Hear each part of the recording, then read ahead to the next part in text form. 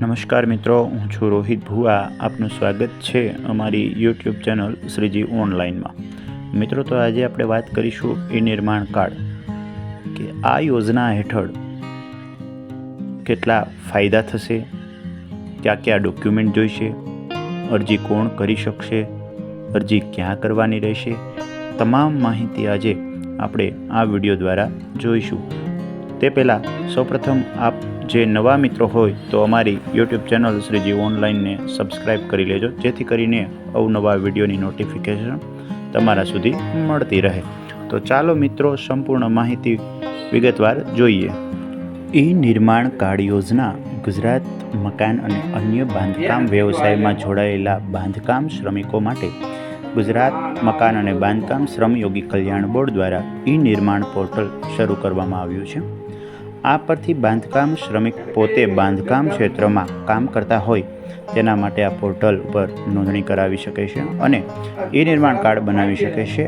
આ કાર્ડની મદદથી ઘણી બધી સહાય અને યોજનાનો લાભ મેળવી શકે છે. ઈ નિર્માણ કાર્ડની પાત્રતા જોઈએ તો જે બાંધકામ શ્રમિક નોંધણી કરાવવા માંગે છે તેની ઉંમર 18થી 60 વર્ષની વચ્ચે હોવી જોઈએ. તેને છેલ્લા 12 મહિનામાં ઓછામાં ઓછા 90 દિવસ સુધી મકાન અને અન્ય બાંધકામ ક્ષેત્રમાં કામ કરેલ હોવું જોઈએ તેવા લોકો આ કાર્ડ કઢાવી શકે છે. તો આ ઈ નિર્માણ કાર્ડ છે જે કોણ કઢાવી શકે તેની વાત કરીએ તો ચણતર કામ કરતા હોય, ધાબા ભરવાના કામ કરતા હોય, સિમેન્ટ રેતી કામ કરતા હોય, ચણતર મજૂરી કામ કરતા હોય, કડિયા ચૂનો લગાવવાનું કામ કરતા હોય, ટાઇલ્સ સ્લેબના કટિંગ અને ફર્નિચર કરતા હોય, સુથાર ટાઇલ્સ ઘસાઈનું કામ કરતા હોય, લિફ્ટ ઇન્સ્ટોલેશન, સ્વિમિંગ પુલ, લુહાર પાયા ખોદકામ, બાંધકામ ઈંટો બનાવવી, નળિયા બનાવવા કે કારખાના ધારા 1948માં સામેલ ન થતા હોય તે તથા વેલ્ડર, પ્લમ્બિંગ કામ, સિક્યુરિટી સિસ્ટમના દરવાજાનું ઇન્સ્ટોલેશન, ત્યારબાદ વાયરમેન, સ્ટોન જાહેર બગીચાઓ અને જોગિંગ ટ્રેક બનાવવા, સોલાર ગીઝર, સોલાર પેનલ જેવી પ્લમ્બર, ફાયર સિસ્ટમ ઇન્સ્ટોલેશન, લુહારી કામ તથા ગ્રીલ, બારી દરવાજાનું ફેબ્રિકેશન અને installation, MNREGA, marble tiles fitting, colour કામ, રસોડાના મોડ્યુલ કિચન બનાવવા વગેરે કામ કરતા હોય તથા શારીરિક શ્રમથી થતા તમામ મજૂર કામ અને અન્ય તમામ લોકો આ કાર્ડ કઢાવી શકે છે.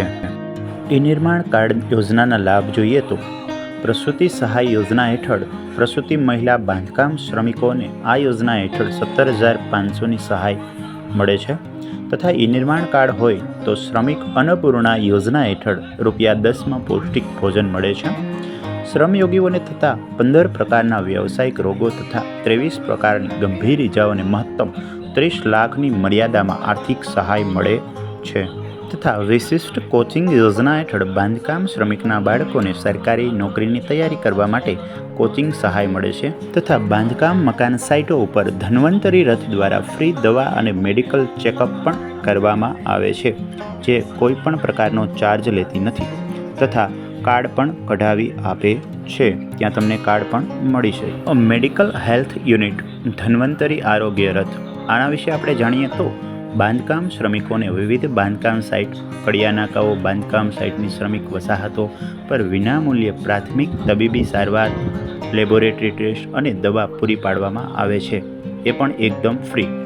હાલ 31 જિલ્લાઓમાં 54 રથ કાર્યરત છે અને 33 જિલ્લાઓમાં 154 રથ કાર્યરત કરવાનું આયોજન છે. તો આરોગ્યને લક્ષી આ ધન્વંતરી રથ ખૂબ જ શ્રમિકોને હેલ્પ કરે છે તથા ઈ નિર્માણ કાર્ડ ત્યાં જાતે જ ધન્વંતરી રથ ઉપર કાઢી આપે છે અને તેની નકલ પણ શ્રમિકોને પહોંચાડી દે છે.